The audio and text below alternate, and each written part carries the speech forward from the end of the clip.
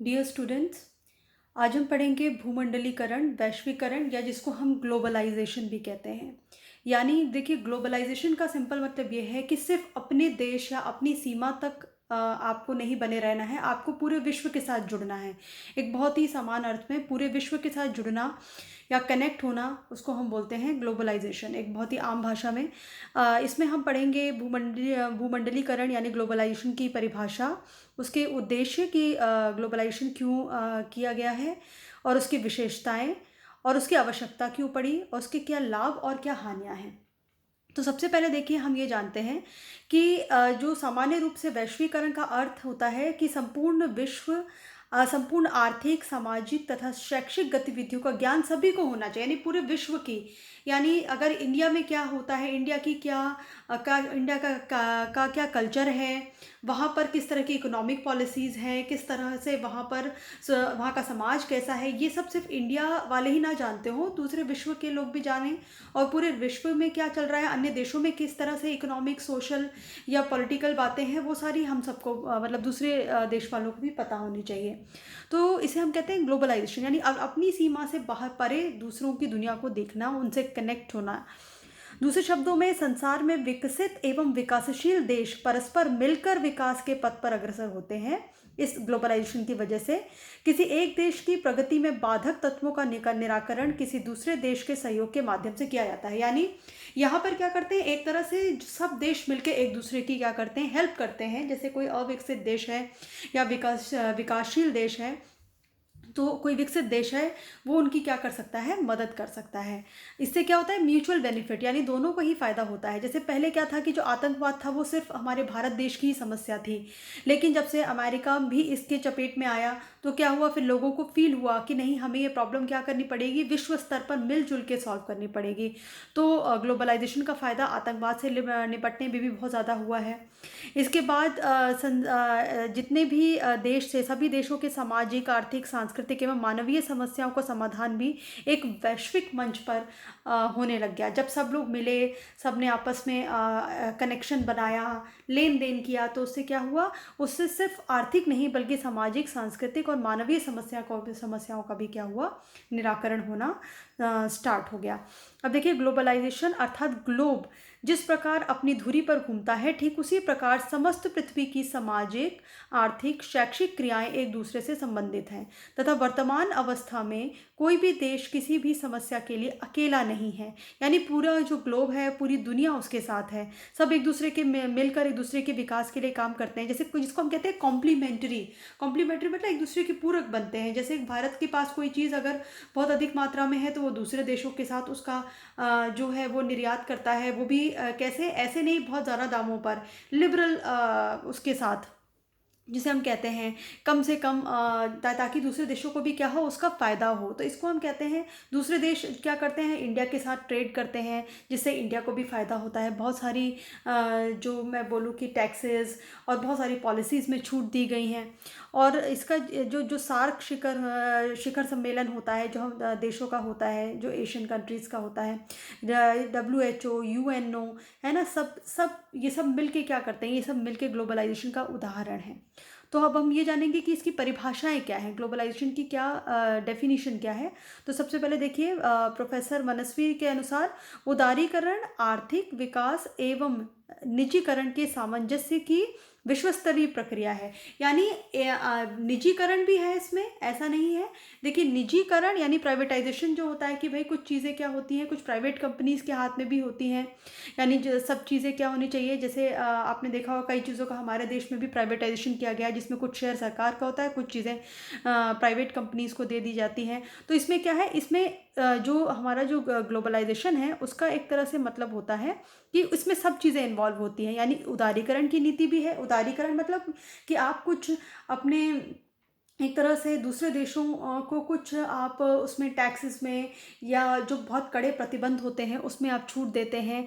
आर्थिक विकास और निजीकरण यानी कुछ चीज़ें, सारा कुछ गवर्नमेंट ना रखे, कुछ प्राइवेट ऑर्गेनाइजेशंस को भी कुछ मतलब उसका उसके ऊपर कुछ कंट्रोल होना चाहिए। तो इसको हम क्या कहते हैं, एक तरह से डिसेंट्रलाइजेशन ऑफ जो वो होता है, उसको हम बोलेंगे ग्लोबलाइजेशन। इसके अलावा विश्व की अर्थव्यवस्था का विकास एवं सामाजिक विकास, राज्य के नियंत्रण की सीमितता के अंतर्गत होता है तथा यह प्रक्रिया वैश्वीकरण कहलाती है। यानी विश्व की अर्थव्यवस्था का विकास तथा सामाजिक विकास राज्य के नियंत्रण की सीमितता के अंतर्गत होता है। यानी इसमें क्या है, इसमें देखिए कि जब एक राज्य क्या होता है, सिर्फ मतलब सारा कुछ कंट्रोल सिर्फ उसी के अंडर में नहीं होता है। मतलब जैसे मैंने आपको बताया कि जो पावर है वो दूसरों के हाथ में भी दी जाती है, सिर्फ जो पावर का सेंट्रलाइजेशन नहीं है यहाँ पर, तब उसको हम क्या कहेंगे, वैश्वीकरण कहेंगे। यानी राज्य के नियंत्रण की कुछ सीमितता होती है। सामाजिक विकास और आर्थिक विकास सिर्फ राज्य के ही नियंत्रण में नहीं होता है, यानी कुछ सीमितता के साथ राजस्व पे होता है, बाकियों का भी क्या होता है, उसमें अधिकार होता है। अब देखिए क्या है, globalisation is the spread of products. यानी ग्लोबलाइजेशन का एक्चुअली में क्या मतलब है कि हम पूरी दुनिया में प्रोडक्ट्स का, टेक्नोलॉजी का, इंफॉर्मेशन का, जॉब्स का अक्रॉस नेशनल बॉर्डर, यानी अपने देश से परे और दूसरे कल्चर के साथ जब हम शेयर करते हैं उसको, तो हम कहते हैं उसको globalisation. It describes an interdependence of nations, यानी एक नेशन दूसरे नेशन पे डिपेंड करता है और क्या करता है, और फोस्टर ट्रेड, यानी जिससे क्या होता है, ट्रेड को भी बढ़ावा मिलता है, व्यापार को भी बढ़ावा मिलता है। वैश्वीकरण में क्या होता है, देखिए flow of ideas, flow of capital यानी पैसा, कमोडिटीज़ वस्तुएं और लोग एक दूसरे के मतलब आदान प्रदान होता है, तब उसको हम बोलते हैं ग्लोबलाइजेशन। वैज्ञानिक प्रगति, आर्थिक समानता एवं मानव कल्याण के लिए किए गए विश्व स्तरीय प्रयास को ही ग्लोबलाइजेशन कहा जाता है। तो बहुत सारी डेफिनेशंस हैं जो ग्लोबलाइजेशन से रिलेटेड हैं। अब देखिए ग्लोबलाइजेशन का के उद्देश्य क्या होते हैं। ग्लोबलाइजेशन का जो उद्देश्य है वो है, सबसे पहला जो इसका उद्देश्य है वो है, क्योंकि देखिए ग्लोबलाइजेशन का जो मेन जो मकसद है वो है हमारा मिलजुल के सभी का को साथ में लेकर चलना, सभी के विकास के लिए काम करना, तो उसको हम कहते हैं ग्लोबलाइजेशन। यानी हर देश एक दूसरे की हेल्प कर रहा है। तो यहाँ पर क्या है, इसका जो पहला उद्देश्य है वो है आर्थिक समानता। देखिए कुछ देश तो बहुत ज़्यादा अमीर हैं और कुछ देश बहुत ही गरीब हैं, तो एक दूसरे की क्या करके मिल के करना है, हेल्प करना है। तो वैश्वीकरण का प्रमुख उद्देश्य आर्थिक असमानता को दूर करते हुए विकासशील देशों को विकसित बनाना है। ये यानी जो गैप है उसको क्या करना है, कम करना है, ताकि जो पिछड़े देश हैं वो भी क्या कर सके, मेन स्ट्रीम में आ सकें विकसित और विकासशील देशों की मदद से। इसके अलावा देखिए विकास के लिए नवीन साझेदारी, यानी एक दूसरे से हाथ मिलाना, एक दूसरे की हेल्प के लिए, जैसे मैंने आपको पहले बताया कॉम्प्लीमेंट्री का मतलब क्या है कि एक दूसरे की जो उनके पास नहीं है वो हम शेयर करेंगे, जो हमारे पास नहीं है वो शेयर करेंगे। भूमंडलीकरण में विकास के लिए विभिन्न प्रकार के संगठनों का सहयोग एवं नवीन संधियां विकासशील देशों का सर्वत्र विकास के पथ पर अग्रसर है। यानी इससे सबसे ज़्यादा जो फायदा होता है वो विकसित देशों को तो होता ही है, विकासशील देशों को इसका बहुत ज़्यादा फायदा होता है। उसके बाद देखिए गरीबी उन्मूलन बहुत ज़्यादा इससे के लिए बहुत हेल्पफुल है ये।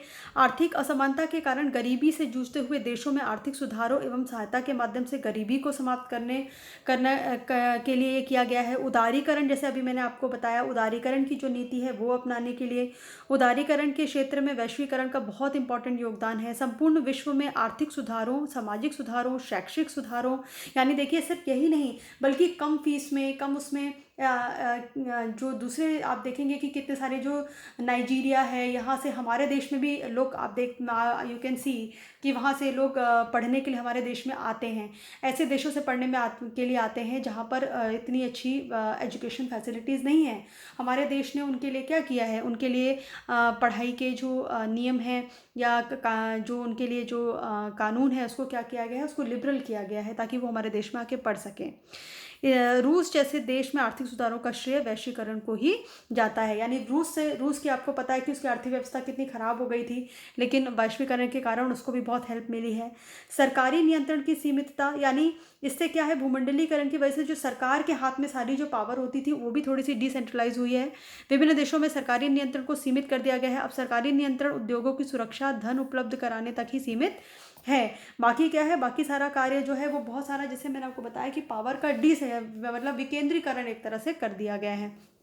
उसके बाद संतुलित विकास मतलब कि ऐसा नहीं होना चाहिए कि एक ही देश है वो सारे रिसोर्सेज का यूज़ करता जा रहा है। और जैसे मैंने आपको बताया कि जैसे हमने पहले भी पढ़ा था जब हम वो पढ़ रहे थे ग्रीन हाउस गैसेस की, बहुत सारा जो क्योटो समझौता हुआ था उसमें बताया गया है कि कैसे जो विकसित देश ऑलरेडी विकास कर चुके हैं वो अपने उसमें थोड़ी रोकथाम लगा के बाकी देशों को उसमें वो थोड़ा सा हेल्प करें।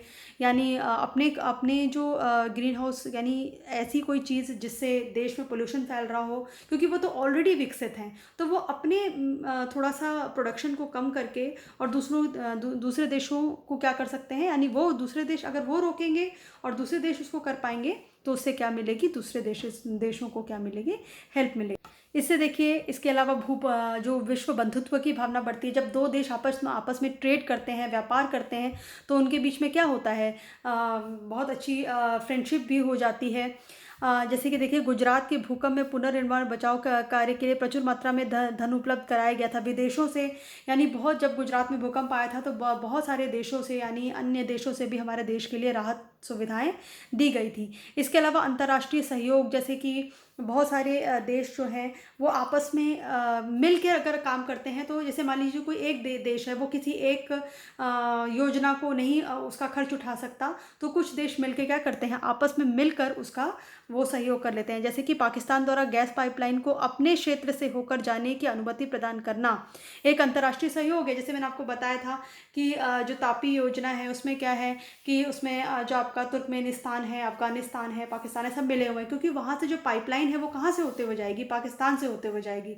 तो पाकिस्तान ने अगर उसको पाइपलाइन को जाने में हेल्प की है तो ये भी क्या है, एक अंतर्राष्ट्रीय सहयोग है, क्योंकि अगर वो हेल्प ना करता तो ये परियोजना जो है वो सक्सेसफुल नहीं हो पाती। तो इस तरह से हमने देखा कि भूमंडलीकरण जो है उसके बहुत सारे उद्देश्य हैं। उद्देश्य है कि जो गरीब देश हैं उनका भी उद्धार हो सके, आपस में सहयोग हो, बंधुत्व की भावना हो, आर्थिक समानता हो, बहुत सारी चीज़ों को लेकर ये जो ग्लोबलाइजेशन है इसकी एक नींव रखी गई थी।